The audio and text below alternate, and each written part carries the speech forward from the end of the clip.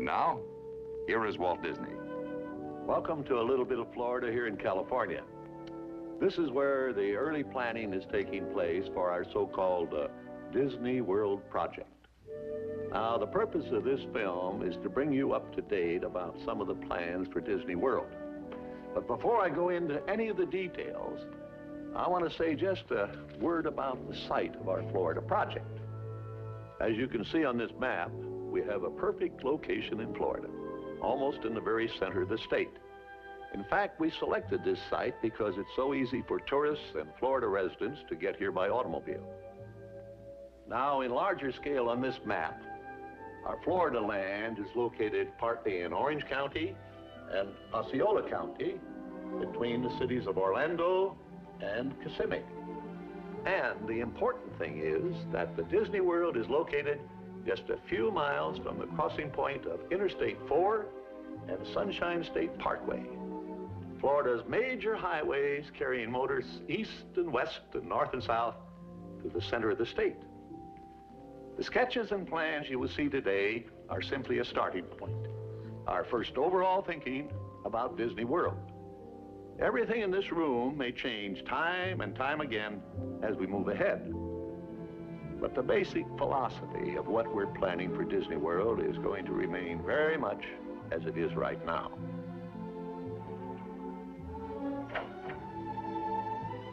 We know what our goals are. We know what we hope to accomplish.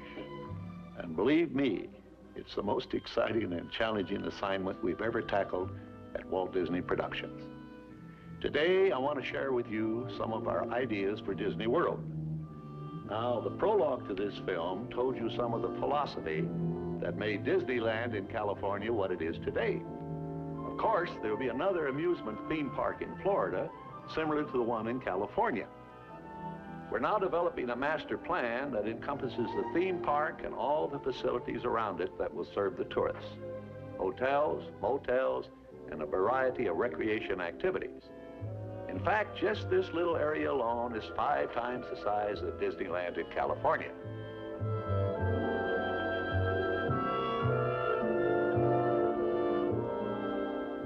But as you can see on this master plan, the theme park and all the other tourist facilities fill just one small area of our enormous Florida project.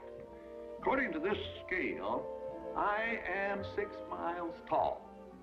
Now that's 12 miles from here up to here, and the whole area encompasses 27,400 acres. That is 43 square miles, twice the size of the island of Manhattan. Now, the area we propose to develop is between the Reedy Creek Swamp and the Bonnet Creek Swamp.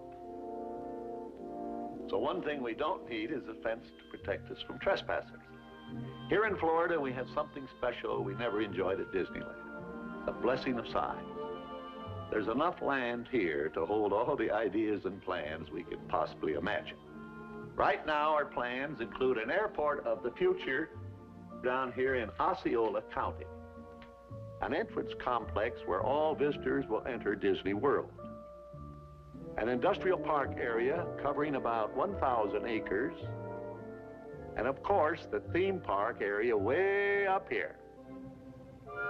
And all these varied activities around the Disney World will be tied together by a high-speed, rapid transit system running almost the full length of the property.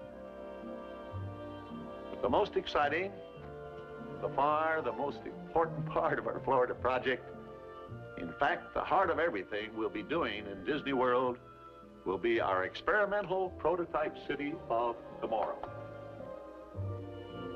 We call it EPCOT, spelled E-P-C-O-T, Experimental Prototype Community of Tomorrow. Here it is in larger scale.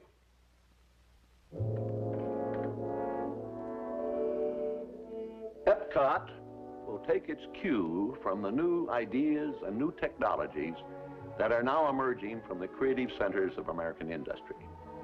It will be a community of tomorrow that will never be completed, but will always be introducing and testing and demonstrating new materials and new systems.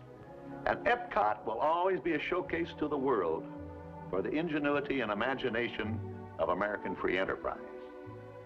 I don't believe there's a challenge anywhere in the world that's more important to people everywhere than finding solutions to the problems of our cities. But where do we begin? How do we start answering this great challenge? Well, we're convinced we must start with the public need. And the need is not just for curing the old ills of old cities. We think the need is for starting from scratch on virgin land and building a special kind of new community.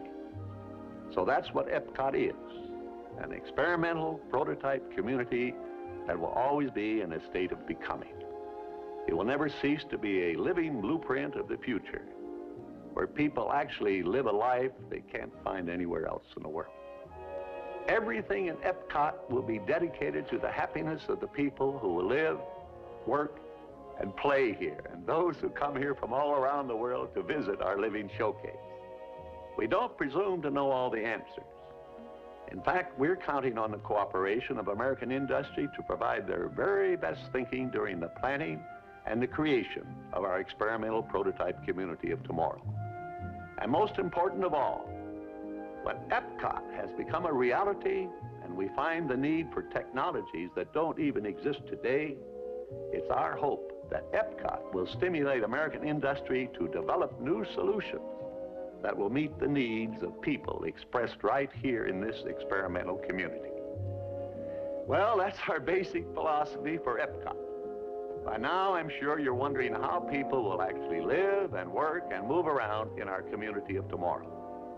So in the next few minutes, we'll go into detail about some of our preliminary sketches and layouts. Remember though, as I said earlier, this is just the beginning. And with that thought in mind, let's have a look. No city of today will serve as the guide for the city of tomorrow.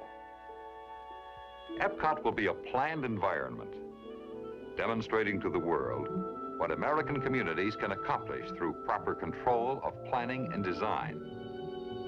EPCOT begins with an idea new among cities built since the birth of the automobile.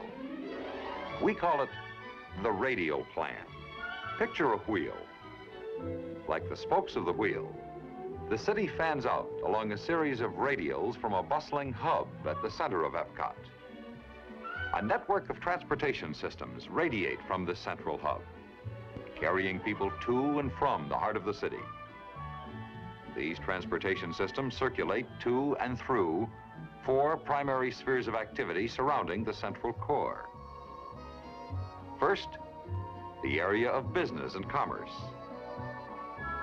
Next, the high-density apartment housing. Then the broad green belt and recreation lands. And finally, the low-density neighborhood residential streets.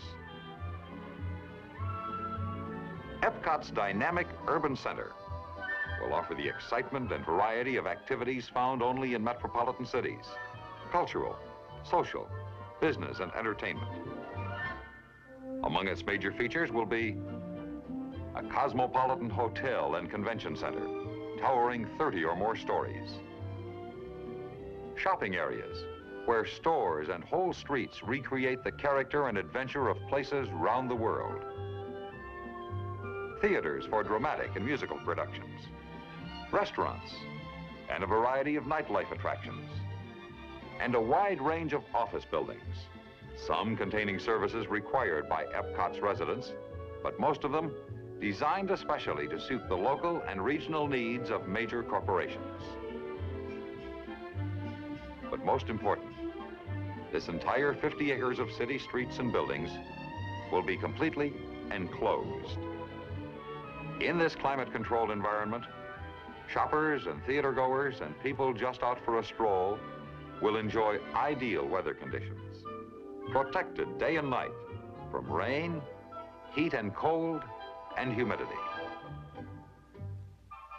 Here, the pedestrian will be king, free to walk and browse without fear of motorized vehicles. Only electric-powered vehicles will travel above the streets of EPCOT's central city.